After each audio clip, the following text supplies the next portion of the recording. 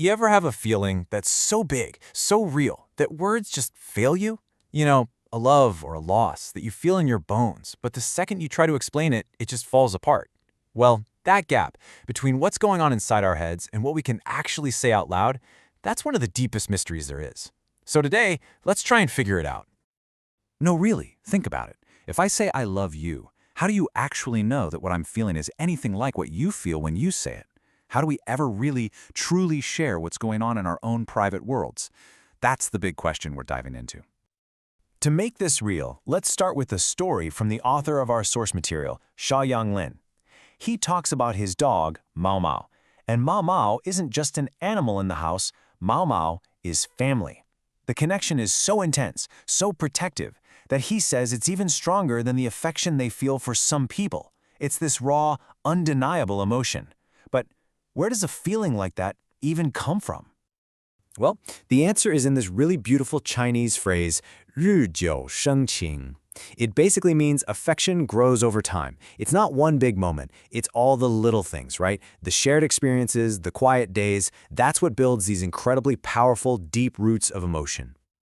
And what's interesting is that this feeling doesn't just stay put. It's like ripples in a pond. It projects outwards. Because you love your dog, you suddenly feel a connection to all dogs. And it can attach to anything. Your childhood home, a favorite song, you name it. It's how a feeling that starts inside you begins to color your entire world. Okay, so we've established our inner world is deep and personal. But what about the world out there, the one we see with our own eyes? How real is it, really?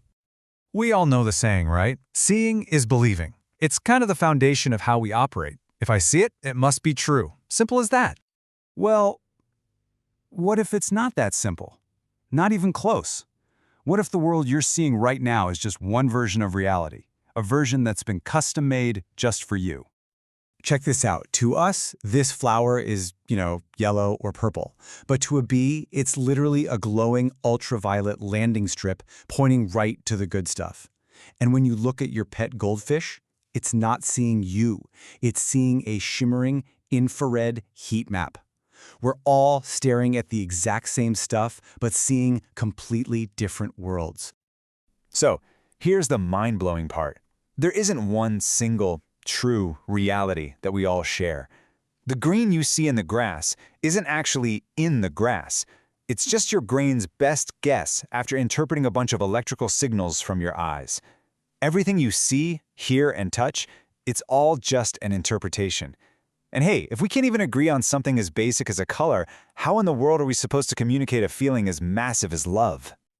And this brings us right to the heart of the problem. The one bridge we have between our separate realities is language. But what if that bridge is broken? This brings me to this amazing story about a philosopher, Ludwig Wittgenstein, and a broken clock. Okay, picture this. Cambridge University, 1932. The room is packed with the smartest people of the time, all waiting for the legendary Wittgenstein. He shuffles in, looking a mess, and without a word, he pulls out a broken clock. He asks the crowd, "Is this a clock?" And of course, they kind of chuckle. Then he hits him with a follow-up. "But it's correct twice a day. Do you trust it?" Dead silence. And then he drops the bomb. "Language," he says, "is just like this broken clock." And his point was an absolute bombshell. We think we use words to express our ideas, but Wittgenstein argued it's the other way around. The words themselves shape our ideas. The concept of love or freedom that you have in your head, you didn't invent it, you inherited it from the word itself. From the moment you're born, language has been doing the thinking for you. Which led to his most devastating question.